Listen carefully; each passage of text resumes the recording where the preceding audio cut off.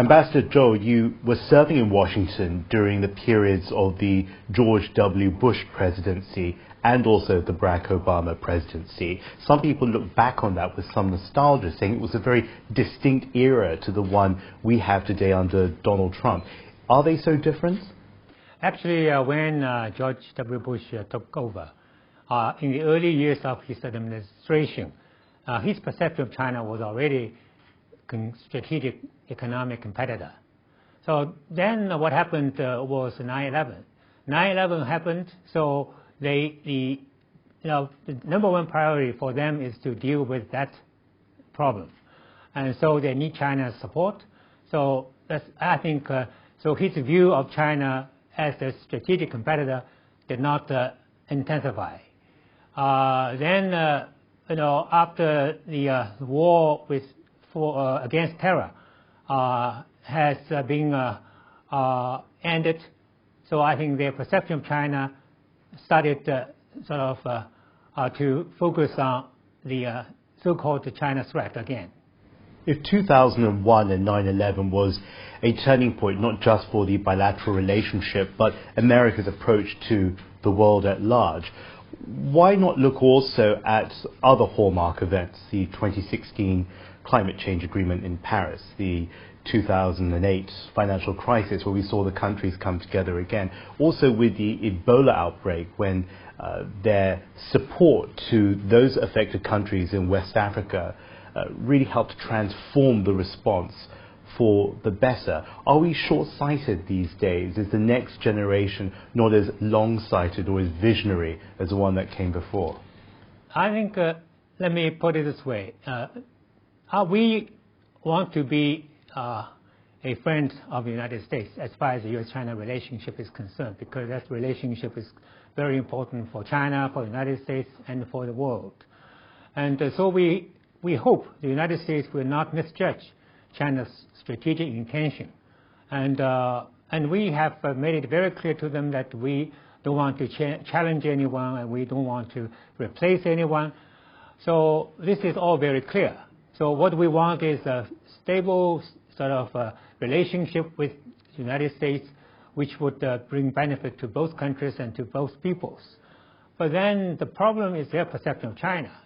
And so out of their sort of their needs for, and also for resolving the problems they are confronted with, they sometimes, put the emphasis on cooperation. And sometimes they try to shift to the emphasis of containment. So I think this is kind of zigzag sort of course China-U.S. relationship has been undergoing. So that's a problem. What happens when you try to contain a culture like China? What has history in the past shown us? I think they will never go anywhere. That has been their policy, containment, and as well as cooperation.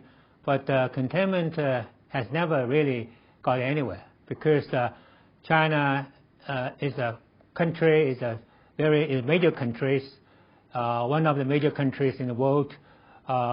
They cannot afford to neglect. What would you like for the future? Obviously, you've had this highly distinguished career in public service and diplomacy. What kind of a world would you like to see, and where would this relationship fit within that, given what we see today? We have made it very clear that we think our view is that the relationship should become one of new type of major power relationship.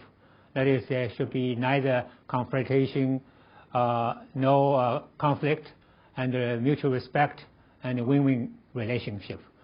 So that's our proposal, and that's our hope for U.S.-China relations. And of course, the two heads of state met in Osaka, in Japan, and they agree that the relationship should be based on stability, cooperation, and coordination. And so I think now it's important for the two sides, particularly the U.S.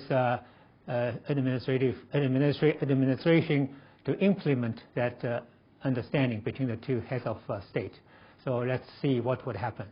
Fundamentally, and I suppose this is a good place to close on, there have always been gaps of understanding, even back in the days of normalization under Deng Xiaoping and Jimmy Carter, perhaps due to different languages, different cultures, different histories, or maybe just different styles of governance. Will there ever be a time where they could meet close enough for it to go forward in a way that perhaps is better than the 40 great years they've just had? I hope the China-U.S. relationship will renew with the understanding between the two heads of state has accomplished. So that's our hope, but we'll see. The fundamental challenge is here with us is that the United States really perceive China as a partner rather than a sort of a rival. We can do all the talking, but in fact it will be the children and the grandchildren, those next generations, that will really have to carry this mantle forward. They unfortunately won't necessarily have the experience of the 40 years gone by. They wouldn't know necessarily the history. So what would you tell them now, as an experienced diplomat yourself, who's had to explore tricky waters yourself as well, what would you say to a young person coming out of university right now about what they can do to contribute not just to a stronger relationship with America and with Americans, but also for the world they're in? China's a very different place right now. Children are our future. So I think we should give them the right education. They need to learn. They need to learn from history. They need to learn from their teachers. And so they also need to learn from their own experiences. And so that's very important for U.S.-China relationship. If we want to have a better future for this relationship, I think we should start doing this right now, starting from our children.